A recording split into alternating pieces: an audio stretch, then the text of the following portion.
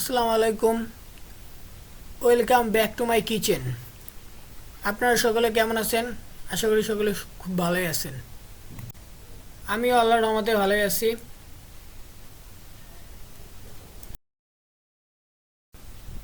আমি এখানে একটি শোল মাছ নিয়ে নিয়েছি। আজকে আমি এই শোল মাছটিকে কোনো রান্না করে দেখাবো না, আজকে আমি এই শোল মাছটি ভর্তা করে দেখাবো। মাছের ভর্তাগুলো খেতে খুব দারুণই লাগে, তার উপর যদি শোল মাছ হয় তাহলে আরও বেশি মজা লাগে। তো আমি এখানে শোল মাছের ভর্তা করার জন্য কিছুটা রসুন নিয়ে নিয়েছি, আদা কাঁচা পাকা, মরিচ নিয়ে নিয়েছি। আমি এখানে আমার পরিমাণ মতো মরিচটা নিয়ে নিয়েছি, আপনারা চাইলে এর থেকে বাড়িয়েও নিতে পারেন। যারা ঝাল বেশি খেতে পছন্দ করেন তারা একটু বাড়িয়ে দিয়ে দিবেন।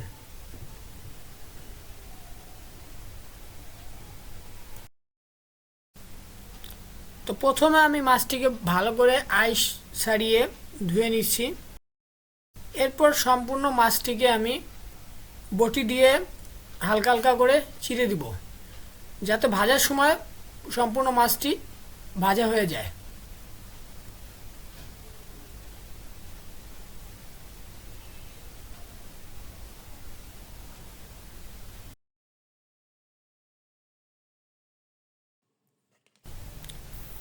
দেখুন আপনারা, আমি মাছটিকে এইভাবে চিড়ে নিয়েছি যাতে লবণ মরিচ সমানভাবে সব দিকে ঢুকে যায়।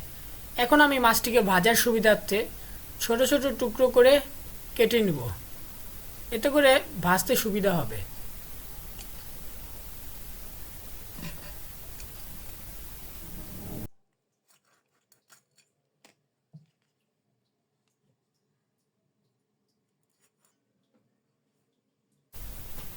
এখন আমার মাছগুলো ভাজার জন্য প্রায় সম্পূর্ণ তৈরি হয়ে গেছে। এখন আমি এটিকে আরেকবার ভালো করে ধুয়ে নিব।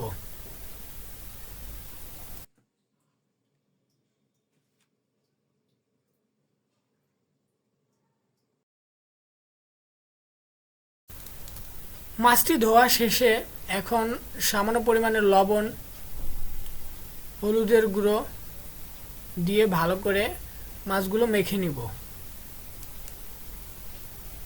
সুন্দর করে মাছের চারপাশ দিয়ে ভালো করে মেখে নিতে হবে।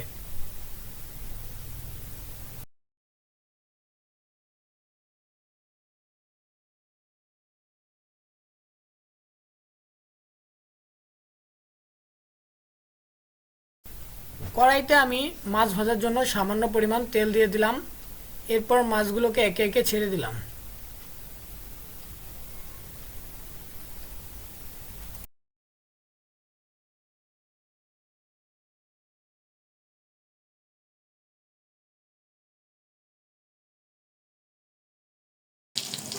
মাছগুলো আমার এক পিঠ ভাজা হয়ে গেছে, এখন আমি এটি উল্টিয়ে দিব।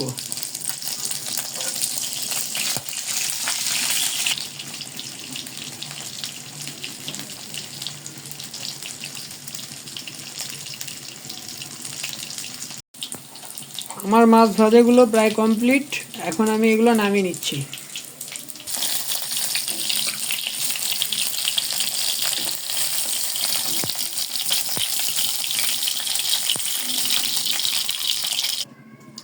এখন আমি মাছ ভাজার তেলের মধ্যে মরিচগুলো দিয়ে দিলাম,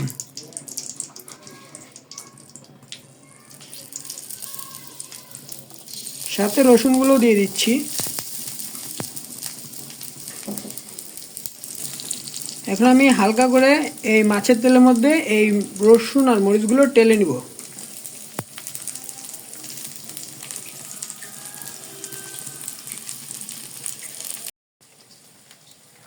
এখন মাছগুলোকে সুন্দর করে কাটা ছাড়িয়ে বেছে নিতে হবে।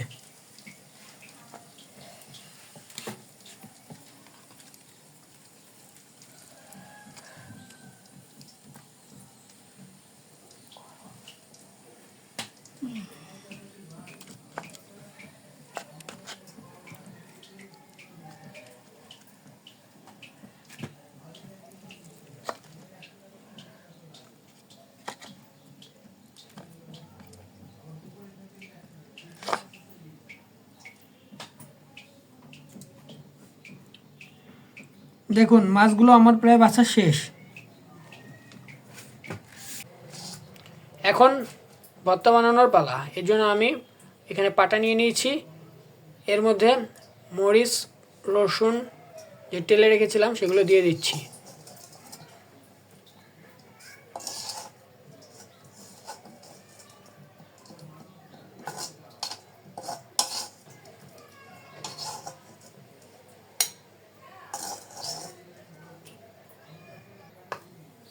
দিয়ে দেব স্বাদ মতো লবণ।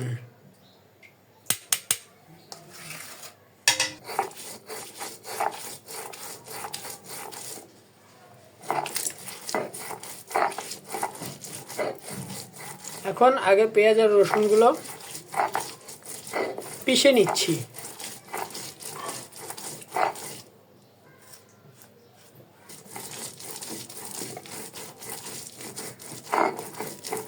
এটা বেশি বাটার প্রয়োজন নেই, আর একটু হালকা বাটা হলেই এর মধ্যে দিয়ে দেওয়া হবে শোল মাছগুলো।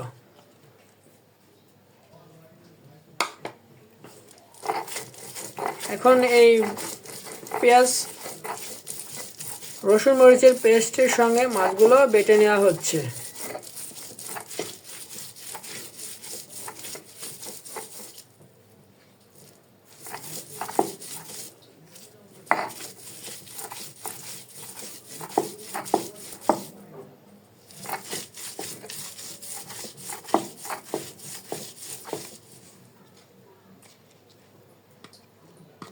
অবশিষ্ট যে মাছগুলো ছিল সেগুলো দিয়ে দেওয়া হচ্ছে। আমি এখানে কাঁচামরিচ দিয়ে ভর্তাটি বানালাম, কারণ কাঁচামরিচ দিয়ে ভর্তাটা বানালে খুব সুন্দর একটা স্মেল আসবে, কারণ কাঁচামরিচগুলো তেলের মধ্যে টেলে নেওয়া হয়েছে। আপনারা চাইলে শুকনো মরিচ দিয়েও ভর্তাটি বানিয়ে খেয়ে দেখতে পারেন।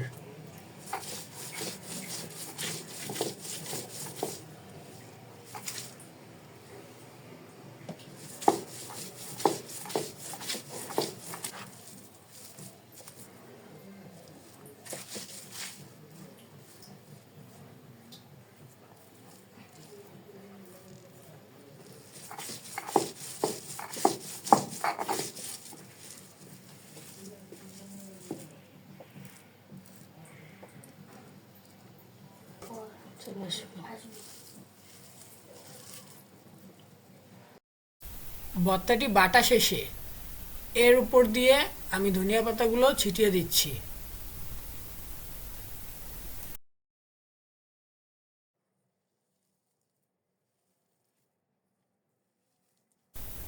এখন আমি ভর্তাগুলোকে ভালো করে মেখে নিচ্ছি।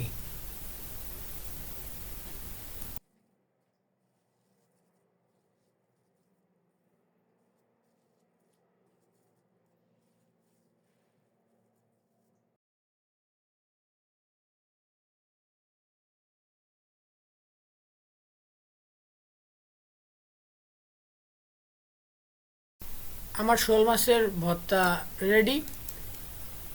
এটি খেতে খুবই সুস্বাদু লাগে, আপনারা বাসায় একবার হলেও ট্রাই করে দেখবেন। দেখা হচ্ছে আবার কোনো নতুন রেসিপি নিয়ে। ততক্ষণ আল্লাহর রহমতে সুস্থ থাকুন এবং ভালো থাকুন। সকলকে ধন্যবাদ।